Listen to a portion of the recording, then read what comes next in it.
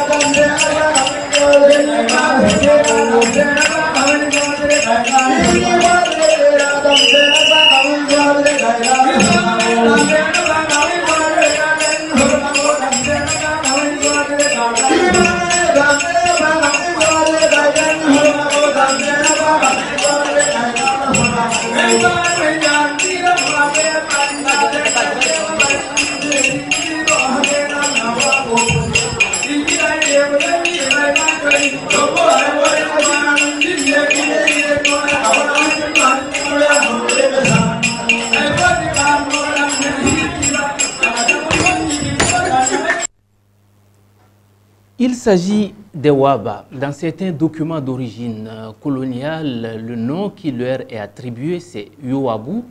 Notre invité aujourd'hui, c'est Nazer Koukoubou. Bonjour l'invité. Oui, bonjour cher monsieur. Voulez-vous vous présenter pour nos amis Oui, je suis Koukoubou Nazer. Je fais partie du bureau de la Commission nationale de langue Wama, section sud. Je suis principalement organisateur dans ce bureau. Alors, ces images que nous venons de suivre ensemble ont été prises lors d'une manifestation qui a eu lieu le 26 janvier dernier. Oui. De quoi s'agissait-il effectivement? C'était la fête annuelle des Waba du Sud. Chaque année, nous organisons cette fête-là pour permettre à tous les Waba du Sud de se rencontrer, de se connaître et de festoyer. Alors, quand on parle des Waba en général, pour certains, ça peut ne pas être évident. Dans quelle zone du pays on les rencontre et dans quelle commune? Au Bénin, ici, les communes dans lesquelles nous pouvons les rencontrer, il s'agit principalement des communes de Natitengu, de Tukuntuna et de Tangueta, en ce qui concerne le département de l'Atakora. Maintenant, on peut les retrouver aussi dans certaines parties du Borgou et de l'Albori, aussi dans la section sud des départements Zou et Colline. On ne les retrouve pas dans les zones des 2KP, Poindé, Kérou? Est-ce qu'il n'y a pas certaines branches? Légèrement, parce que ces zones-là sont occupées par des Waba, principalement cultivateurs dans les champs. D'accord. Alors, pourquoi avez-vous ressenti le besoin justement d'organiser ce genre de retrouvailles? Oui, cette fête annuelle des Waba du Sud ne date pas d'aujourd'hui. C'est une fête qui est là depuis près de 2 décennies. Et nos aînés avaient trouvé que, à l'époque, c'était nécessaire parce que nos enfants, les enfants qui étaient nés ici au Sud, ne connaissaient pas leur culture. Il fallait organiser cette fête-là pour permettre aux enfants nés au Sud et aussi ceux qui sont nés au Nord, qui n'ont d'autres moyens qui n'ont pas d'autres moyens de se réjouir, de se rencontrer.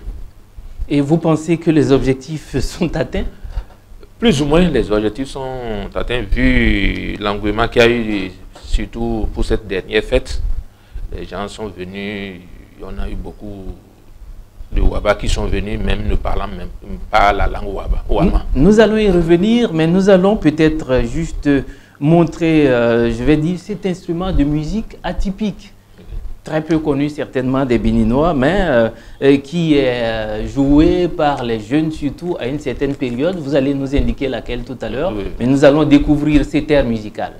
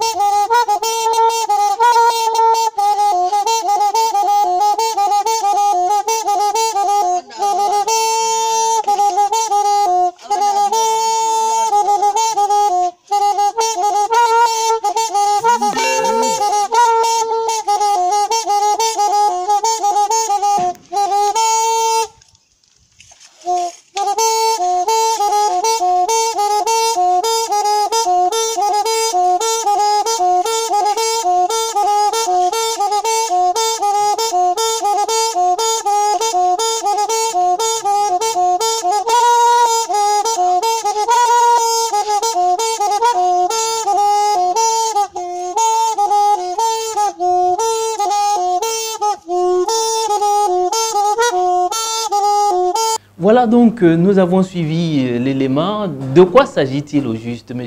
Koukoubou? En réalité, il s'agit d'une flûte que les Waba fabriquent juste après les récoltes de mil. Donc, c'est les jeunes qui fabriquent ça. Parfois, c'est au retour des champs, vous allez les entendre en train de siffloter et ça fait plaisir à entendre.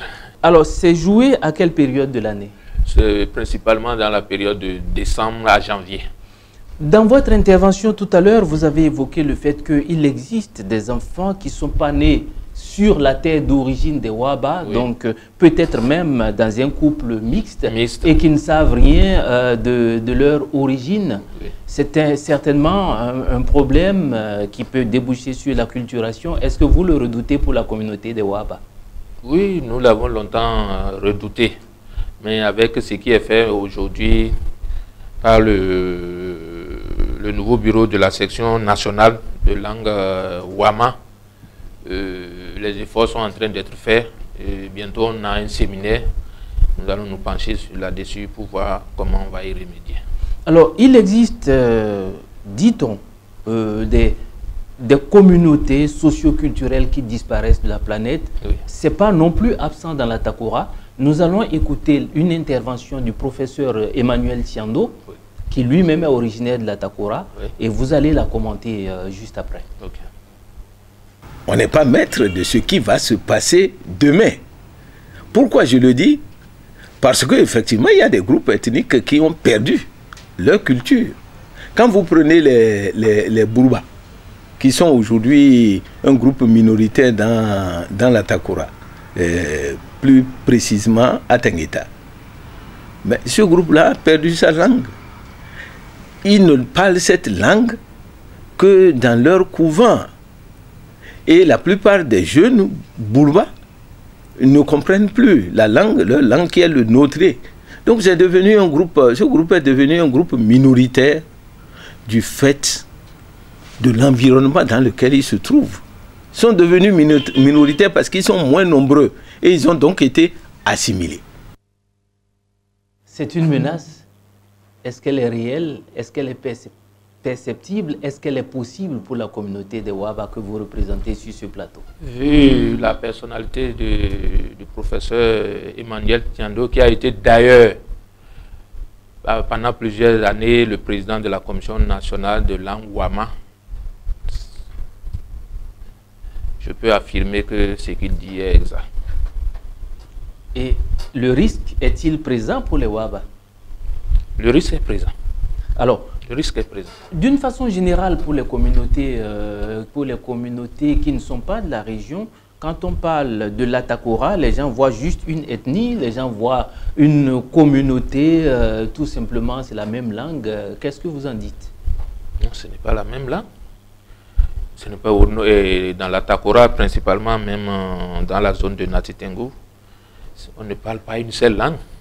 Mais la langue qui devrait prédominer, si je ne me trompe pas, puisque c'est la langue la deuxième langue parlée dans la région de Natitengu, qui est le Wama. C'est ça. Oui. Alors, mais les communautés, est-ce qu'elles vivent au moins en bonne intelligence, en bonne entente? Très bien même, on se comprend. Très bientôt, il y a une grande manifestation culturelle dans cette région, c'est le Festival des Arts et Culture Tamari. Oui. La communauté Wao y sera-t-elle? Jusqu'à l'heure où je vous parle, nous n'avons pas encore reçu d'invitation. Mais nous, à notre fête, la dernière fois, quand nous avions organisé le Fekawa, ils étaient invités. Même à la fête de la section sud, on les avait invités. Nous espérons qu'ils nous enverront une invitation. Un dernier mot, M. Koukoubou? Oui, je vous remercie de m'avoir invité ici pour parler de la culture du Wao. Et je pense que ça ne serait pas la dernière émission, sinon le dernier interview, parce que ça nous permet, nous autres Waba, de nous faire identifier, de nous faire reconnaître sur le plan national, même international. Il ne tient qu'à vous, nos portes sont ouvertes, on peut toujours en discuter. Nous aurions pu être là pour le 26, mais il y a eu quelques hiatus. Merci d'avoir été avec nous, chers amis. Merci de nous avoir prêté une bonne écoute. C'est à moi de À la vous prochaine. remercier. C'est à moi de vous remercier.